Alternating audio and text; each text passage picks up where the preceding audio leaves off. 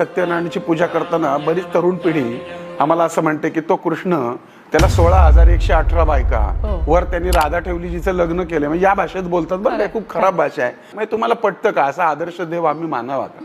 पण मुळामध्ये आम्हाला कृष्ण समजला नाही, आम्हाला गणपती समजला नाही, आम्हाला विष्णू समजला नाही, आम्हाला त्याचे अवतारच समजले नाही. तर 16,118 बायका म्हणजे काय हो? आता तुम्ही मेडिकल फील्डमध्ये आहात, आयुर्वेदामध्ये ज्या नाड्या आहेत त्या तेवढ्या सांगितल्या गेल्या आणि त्यातून एक रक्ताची धारा धारा धारा धारा राधा वाहते आणि त्या धारेला तो कृष्ण आकृष्ट होतो. कृष्ण म्हणजे हृदय आणि 16,118 म्हणजे नाड्या, राधा म्हणजे रक्ताची धारा. तो कृष्ण तुमच्यात पण आहे, तो कृष्ण माझ्यात पण आहे. मला सांगा, युगे 28 विटेवरी उभा करकटावरी ठेवून या. मग तो युगे 28 तो पलंगावर का उभा नाही, तो खुर्चीवर का उभा नाही, तो विटेवरच का उभा? कारण त्याच्यातनं हेच सांगितलंय की तुमच्या प्रत्येक घराच्या विटेवरती हा पांडुरंग उभा आहे.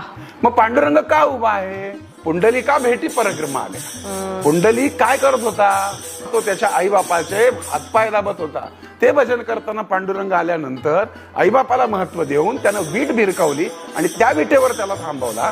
जोपर्यंत तुमच्या या भारत देशामध्ये किंवा जगामध्ये आईबापांची सेवा घडेल तोपर्यंत तो पांडुरंग त्या विटेवरच उभा राहील. आणि म्हणून तुमच्या घरात जर तुमच्या आई वडिलांची सेवा झाली तर तुमच्या घरातल्या प्रत्येक विटेवर पांडुरंग उभा आहे. त्यासाठी तुम्हाला पंढरपूरला जायचीच गरज नाही.